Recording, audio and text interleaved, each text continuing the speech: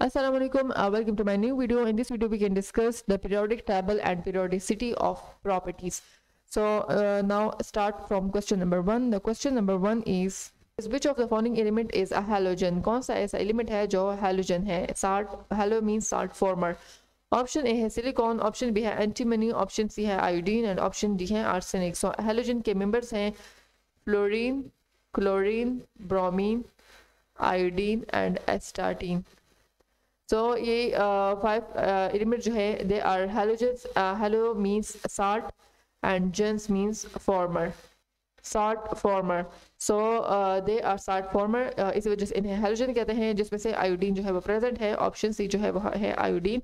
So iodine is a halogen. Option C is the correct option of this question.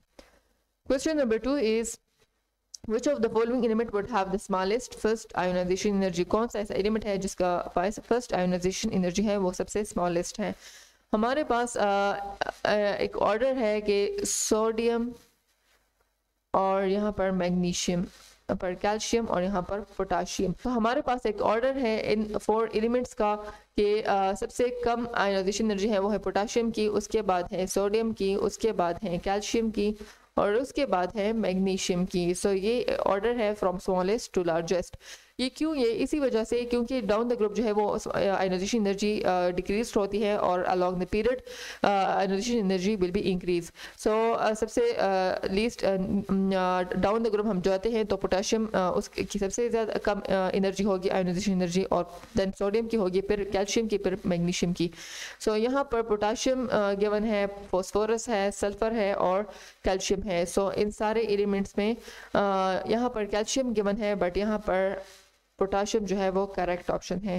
Potassium की सबसे कम होती हैं, उसके बाद सोडियम की, उसके बाद कैल्शियम की और उसके बाद मैग्नीशियम की. सो इस क्वेश्चन में ऑप्शन ए जो है वो करेक्ट ऑप्शन है. Question number 3 is if an element has configuration 281 it can be placed in option A group 1 and 3 period, option B group 3 and 1 period, option C group 1 and 7 period, option D group 7 and 3 period. जिस element का electronic configuration 281 हो वो कौन से group और period में उसकी position होगी? सो ये इलेक्ट्रॉनिक कन्फिगरेशन है सोडियम का. सोडियम में टोटल नंबर ऑफ इलेक्ट्रॉन जो है वो है 11. 2 इलेक्ट्रॉन्स फर्स्ट शेल में, देन सेकंड शेल में 8 और फिर थर्ड शेल में 1. तो 1 से ये रिप्रेजेंट कर रहा है कि ये ग्रुप नंबर 1 में प्रेजेंट होंगे. इसमें से 3 शेल्स हैं तो शेल्स थर्ड पीरियड में प्रेजेंट होगा. ग्रुप का पता हमें किसी एलिमेंट के इलेक्ट्रॉनिक कन्फिगरेशन में उसके लास्ट वैलेंस इलेक्ट्रॉन से पता चलेगा कि वैलेंस इलेक्ट्रॉन में जितने नंबर ऑफ इलेक्ट्रॉन्स होंगे, जितने वैलेंस नंबर ऑफ इलेक्ट्रॉन होंगे हमें पता चल जाएगा कि इसी ग्रुप से बिलोंग कर रहे हैं. यहाँ पर 1 वैलेंस इलेक्ट्रॉन 1 है तो हमें पता चल गए हैं कि इसका पोजीशन जो है वो ग्रुप नंबर 1 में होगी. और पीरियड का पता हमें पीरियड का पोजीशन जो है वो हमें पता चलता है फ्रॉम नंबर ऑफ शेल्स से, यानी जितने नंबर ऑफ शेल्स होंगे उसी पीरियड में वो एग्जिस्ट करेगा. तो यहाँ हमने देख रहे हैं कि 3 नंबर ऑफ शेल्स हैं तो पीरियड नंबर 3 में जो है इसकी पोजीशन होगी. सो ऑप्शन ए जो है वो करेक्ट ऑप्शन है क्वेश्चन नंबर 3 में. क्वेश्चन नंबर 4 है कि which of the following element behaves most similar to carbon? कौन सा ऐसा एलिमेंट है जो कार्बन से सिमिलरिटी शो कर रहा है? ऑप्शन ए है नाइट्रोजन, ऑप्शन बी है बोरॉन, ऑप्शन सी है ऑक्सीजन, ऑप्शन डी है सिलिकॉन. बोरॉन जो है वो थर्ड ग्रुप से बिलोंग कर रहा है क्योंकि इसमें नंबर ऑफ वैलेंस इलेक्ट्रॉन है 3. सो ये कार्बन से सिमिलरिटी शो नहीं करेगा. कार्बन में 4 नंबर ऑफ इलेक्ट्रॉन्स हैं और इसके सिलिकॉन में भी 4 नंबर ऑफ इलेक्ट्रॉन्स हैं. सो सिलिकॉन जो है वो कार्बन से सिमिलरिटी शो कर रहा है.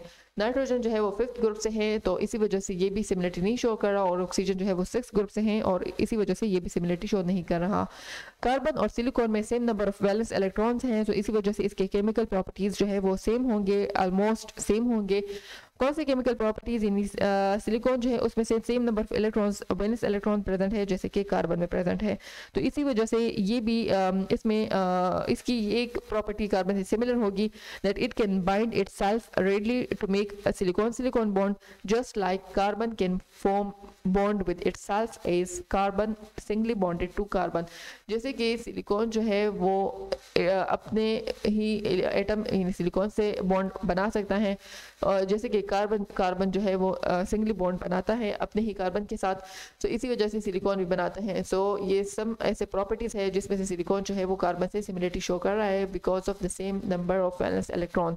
तो ऑप्शन डी जो है वो करेक्ट ऑप्शन है क्वेश्चन नंबर 4 में।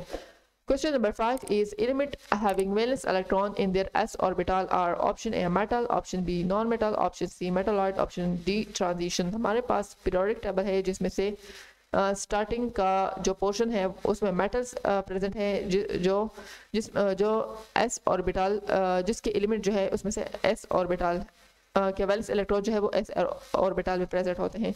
मिड के एलिमेंट जो है उसमें ट्रांजिशन एलिमेंट्स होते हैं जिसमें डी ऑर्बिटल जो है उसके वैलेंस इलेक्ट्रॉन डी ऑर्बिटल में प्रेजेंट होते हैं। एंड वाला पोर्शन जो है वो पी ऑर्बिटल में उसके वैलेंस इलेक्ट्रॉन होते हैं और वो जो है नॉन मेटल्स होते हैं। सो और इन बिटवीन यहाँ पर मेटलॉइड होते हैं जो in between the metal and non metal present होते हैं। सो ऑप्शन ए जो है वो करेक्ट ऑप्शन है जिसमें जिसके वैलेंस इलेक्ट्रॉन जो है वो एस ऑर्बिटल में प्रेजेंट होते हैं, तो इसी वजह से इसे मेटल्स कहते हैं।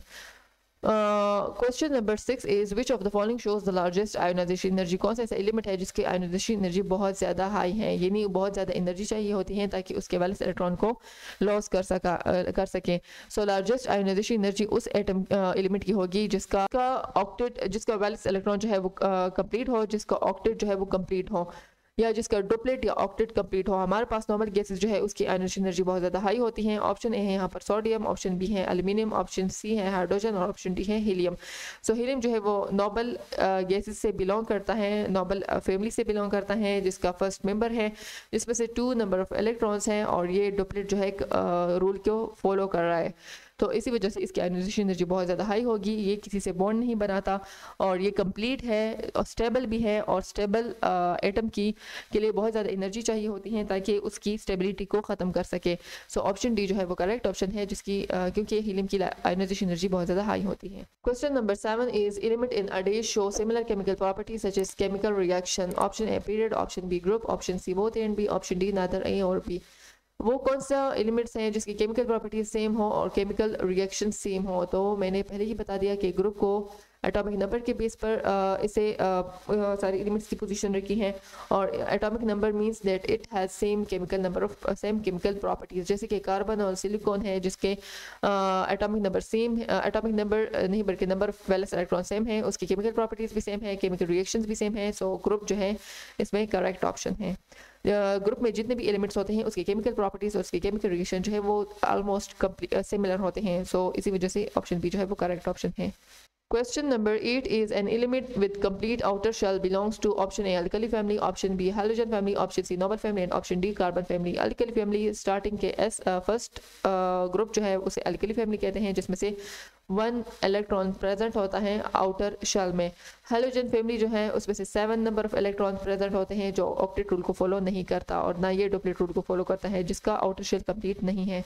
नोबल फैमिली के लास्ट वैलेंस इलेक्ट्रॉन जो है वो कंप्लीट होते हैं, यानी हीलियम के 2 इलेक्ट्रॉन्स और बाकी के 8 इलेक्ट्रॉन जो है यानी ये डुप्लेट और ऑक्टेट रूल को फॉलो करता है। सो इसमें से आउटर शेल जो है वो कंप्लीट होता है, इसी वजह से इसे नोबल फैमिली कहते हैं, यानी शरीफ फैमिली। ये जो है नोबल हैं, ये किसी के साथ रिएक्शन नहीं करते, स्टेबल होते हैं, इसी वजह से ये नोबल फैमिली इन्हें कहा जाता है और इनका आउटर शेल कंप्लीट होता है। ऑप्शन डी है carbon family, so this is not the correct option. Option C जो है वो करेक्ट ऑप्शन है क्वेश्चन नंबर 8 में। Question number 9 is the modern periodic table is arranged according to the age of an element। modern periodic table को किस base पर arrange किया था? मेंडलीव ने 1869 को modern periodic table दिया था जिसमें उसने एलिमेंट्स की पोजीशन जो है on the base of their atomic number उनकी पोजीशन रखी थी जो आज तक एग्जिस्ट कर रहा है, यानी फर्स्ट एटॉमिक नंबर जिसका होगा वो फर्स्ट नंबर पर होगा, सेकंड नंबर पर, फिर थर्ड नंबर पर, इसी तरह सारे एलिमेंट जो है वो उनके एटॉमिक नंबर के बेस पर उनकी पोजीशन जो है फिक्स है मॉडर्न पीरियोडिक टेबल में। सो एटॉमिक नंबर जो है वो इसमें करेक्ट ऑप्शन है। बी है मास नंबर, सी है न्यूट्रॉन नंबर एंड डी है atomic number. So last remaining 3 are wrong. Question number 10 is atomic shielding is due to option A neutron, option B proton, option C proton and neutron, option D electron। atomic shielding जो है यानी atom की जो shielding है वो किस वजह से होती है? वो तो या तो शेल्स की वजह से होती हैं और या इलेक्ट्रॉन्स की वजह से होती हैं। ज़्यादा इलेक्ट्रॉन्स प्रेजेंट होते हैं, इसी वजह से एक इलेक्ट्रॉन जो है दूसरे को शीट कर रहा होता है। तो क्योंकि इलेक्ट्रॉन जो है वो आउटसाइड न्यूक्लियस प्रेजेंट होते हैं, इसी वजह से शील्डिंग का काम जो है वो इलेक्ट्रॉन करते हैं। प्रोटॉन और न्यूट्रॉन जो है वो इनसाइड न्यूक्लियस होते हैं, वो आउटर पर प्रेजेंट नहीं होते, इसी वजह से शील्डिंग का काम जो है वो इलेक्ट्रॉन करता है। सो ऑप्शन डी जो है वो करेक्ट ऑप्शन है, atomic shielding is due two electrons. This is the end of my video. Thanks for watching. See you in the next video. Allah Hafiz.